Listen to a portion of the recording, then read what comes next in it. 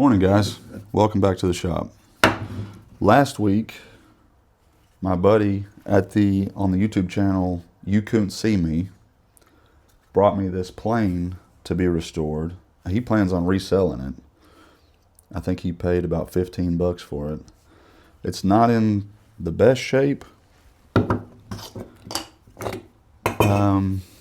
it's not in terrible shape either.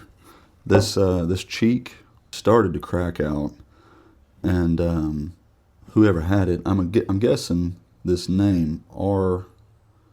Cook was the owner of this plane. I can't find a maker's mark on here. Either it's so old it's kind of faded off, or there never was one. I don't know. But R. Cook had this plane. I'm guessing he repaired it. He drove a couple nails in here to try and keep this cheek on and keep it from coming off, cracking off the rest of the way. It's not cracked all the way. It never came all the way off. It just started to develop a crack right here. And it's got some weird holes. It's got these holes here. They look almost like worm holes. I don't know what that's from. I don't know what I would fill that in with. I mean, I could use some wood filler, I guess, but I'll probably just leave it as is. The mouth, there's no crack around the mouth. Everything looks pretty good except for this little patch right here. And I will say this too, it's something I didn't know when I first started woodworking. But when you put these wedges in here, you can set that in there. You can get the blade set and set the wedge and get it all prepared to go and leave it like that without having to worry. I've never had this wedge expand, just from moisture in the air, and it cause it to crack out these cheeks. That's never happened to me, and I've got tons of planes. I've had even more. I've sold a bunch of them. I don't really know what causes these cheeks to crack out other than somebody hammering the wedge in too tightly, hammering it in too far, and then just the pressure from the wedge being in there itself is actually what cracks the cheeks out. And actually, I didn't know that when I first started, and I know, like, now looking back, that sounds kind of silly, but I was actually, when I was done using the plane, I was backing the wedge out loose and then setting it back in, well, enough so the blade doesn't come out the bottom. But I'd set it back in there, and now it's not, it's not ready to use now. So every time I was using it, I was having to reset everything. And of course, if you're just doing a little bit here and there, that's not a big deal. But if you're woodworking regularly, that becomes a huge hassle, especially with the molding planes. So it's not worth doing, especially, like I said, I've never had a wedge from humidity in the air actually expand and crack a cheek out. So I don't worry about that. To me, what probably happened here, maybe it wasn't cutting right. Who knows what happened, but the wedge was driven in too tightly, and that's what caused the cheek to split out. But anyway, I'm not going to do a lot with this thing because he paid 15 bucks for it, and because the cheek is cracked, it's not going to sell for much more than 15 bucks locally. I could probably sell it online for a little more, but locally it's not going to sell for much more than that. So I'm not going to put a ton into it, but what I'll do is clean it all up. It's got a lot of gunk down in there, but I'll clean it all up, oil everything, make sure the sole is flat. This iron, I don't usually sandblast these irons. I can't tell what it says. R.P.Y. Humphreysville, maybe? Humphreys? Yeah, I think it says Humphreysville. It's hard to say under all the rust, but I don't usually sandblast these because they're not usually in this bad a shape. But this one is going to need some work. So I will sandblast this iron and get it clean. I might polish it with a little sandpaper just to get it, because after I sandblast it, it'll be kind of a dull, gray color. So I'll probably polish it with a little bit of sandpaper just to get it its shine back. I think there's number 8 stamped on the back of it. Maybe. I can't tell. It'll show up once I'm done sandblasting it. But I'll sandblast it, polish it, and then the cutting edge is very dull and has a couple little chips in it. So 90% of my time is going to be spent getting this iron usable again. The plane itself, I'm not going to spend a lot on, but I do want the iron to be, like I said, at least at a bare minimum, I want it to be usable. And then once I'm done, I'll put it all together. I will show it being used, and then I will send it back to You Couldn't See Me on his YouTube channel to sell in his. He's got a booth, and if there's anybody local, you can come pick it up. He'll probably be. I don't know what he'll charge for it. I don't want to throw out a number and it be way off, but I also don't think this is very square, which is going to be a problem. Yeah, it's way out of square too. So I'm going to have to grind off a lot of material. This is going to take me all day to do. So with that in mind, I'm going to go ahead and get started.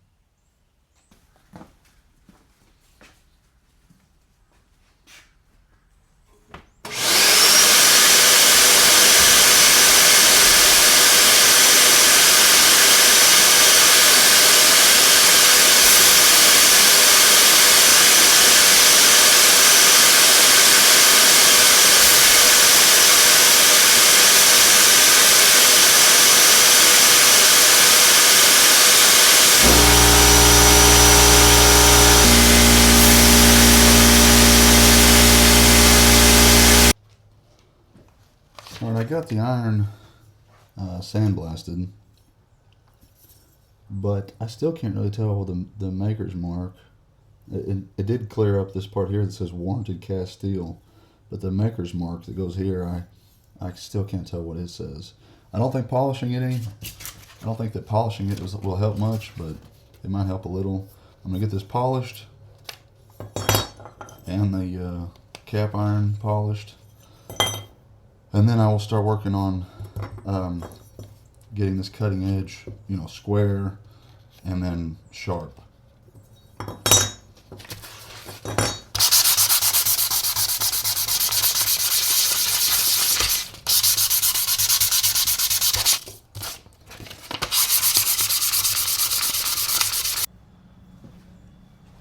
All right, so first thing I want to do is get this iron square, because if it's off, and it is off, you see how bad off the iron is. There's a lot more material over here than there is over here. So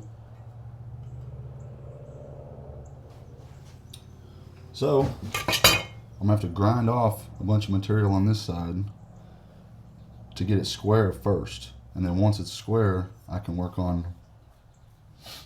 actually work on sharpening the iron.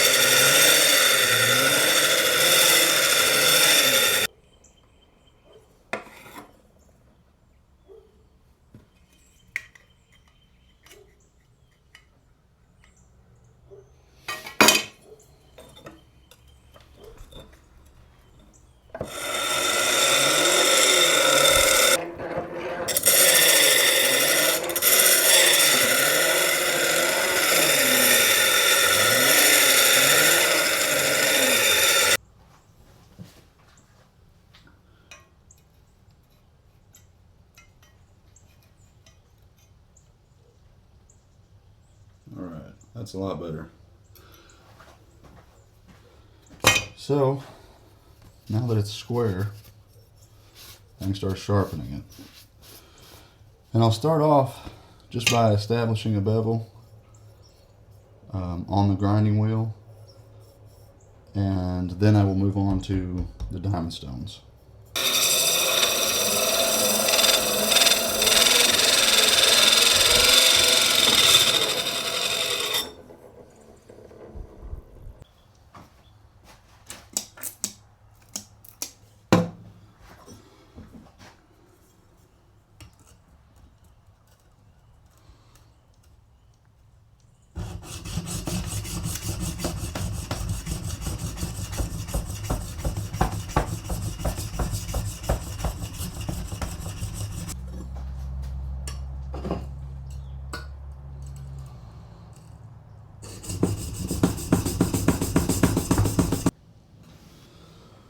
Alright, so I've got this thing just about as sharp as I plan on getting it. I could do a little more, but I've already put way more into it than he'll be able to make out of it.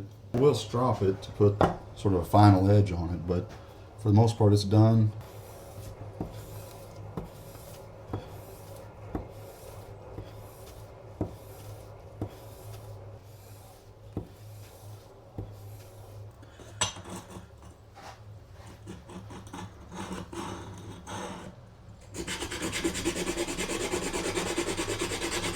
And then put it together.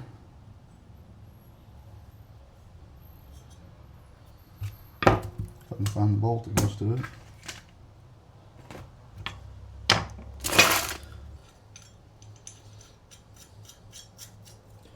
And put together.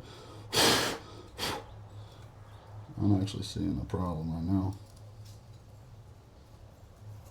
Alright, you're not going to be able to see this on camera because it's such a small problem, but it is a problem, and it'll be a never-ending problem if somebody wants to end up using this thing. There is, I don't know if this cap iron is actually warped a little bit, or maybe even the iron is bent a little. I'm not sure, but there's a gap here on this side. It does get a little tighter once you tighten the nut on here, and now with the nut all the way tight, it's such a small gap that it's kind of it's hard to see.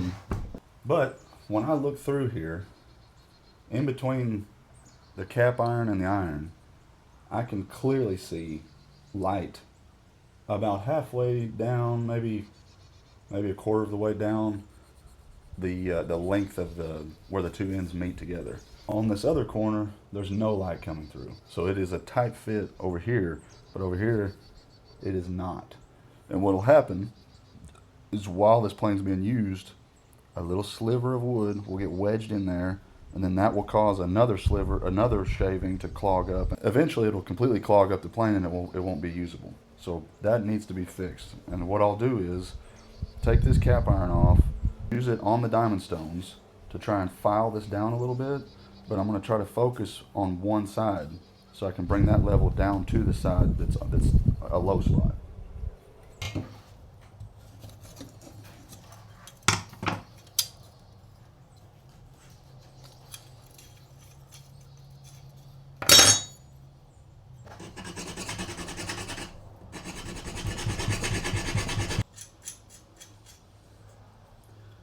It's still,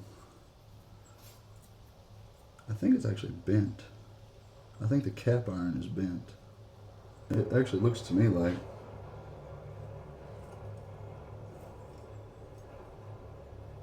this corner here, where it hits here, is bent down.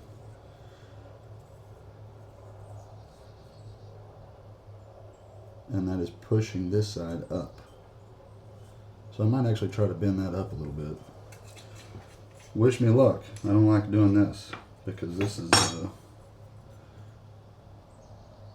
I mean, this all needs to fit perfectly. And if I get this off a little bit, if I get this off too badly, then there's really nothing I can ever do to get it to fit again. So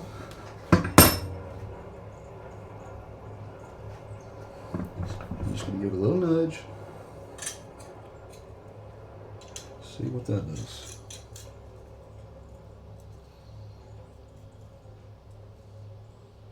I think that's actually a lot better. It's still not perfect.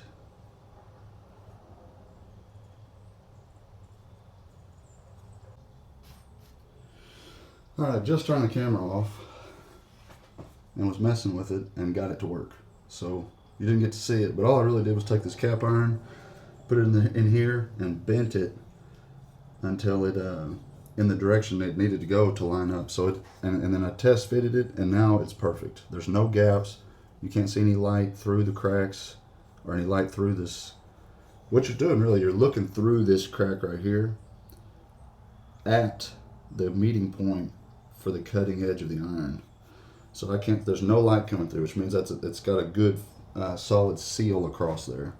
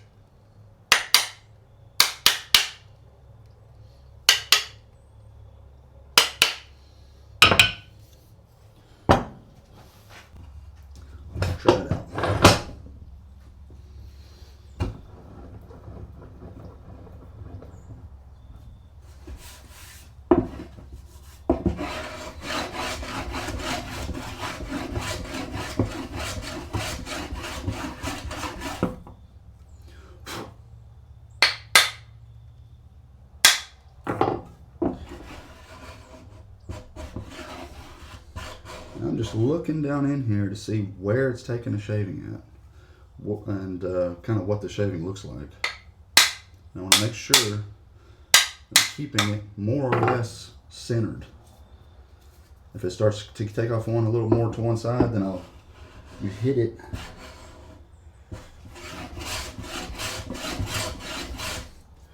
the other direction.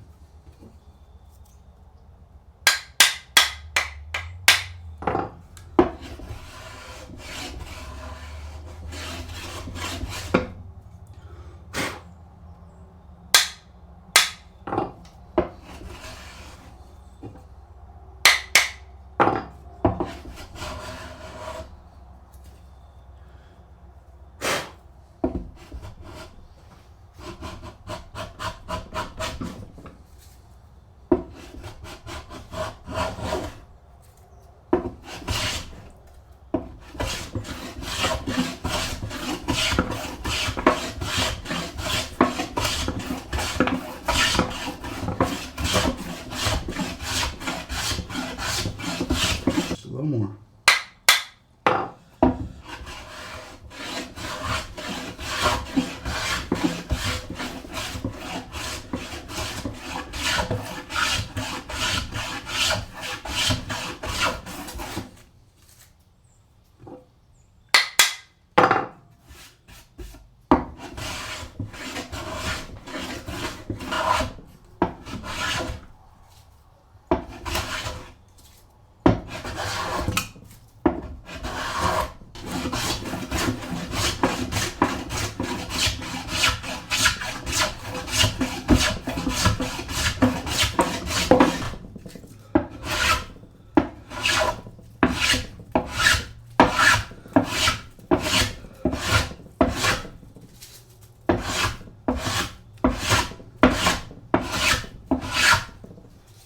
Well, I think that's about as good as it's going to get.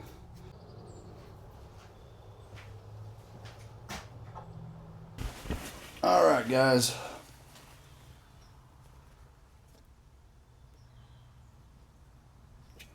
That's it for this week. Hopefully our cook is happy about what I've done to his tool. Hopefully, I mean, it'd be nice if somebody bought it to use it, but I'm sure this will end up on a shelf for decoration somewhere. So, my hopes are not too high on that. The iron, I still can't make it out very clearly, but I think it says Humphreysville Manufacturing Company, warranted cast steel. I don't know. That's not a brand name that I've come across very often, so I don't know. That might be very rare and worth a ton of money. I don't know. The cheek being cracked isn't the end of the world, but it definitely devalues the plane some. My buddy, who I did this for, he's just trying to make his money back off of it. So all he needs is $15.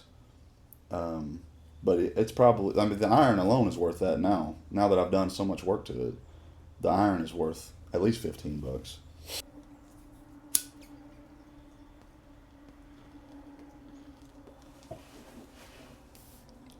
But that's it for this week. I did get some good ideas last week on, I asked for what kind of easy short videos I could do to, just as kind of filler videos while I work on a bigger project. And I got some good ideas. Some of those I will be doing. If you have any more recommendations, leave them in the comments.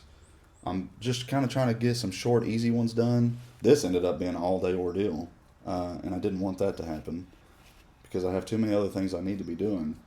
But I'm looking for short, easy videos that I can knock out in preferably just a couple hours, so that I can work on a big project. But if you have any other ideas, tools you want to see used, or you want to learn about how they're used, or really anything woodworking related,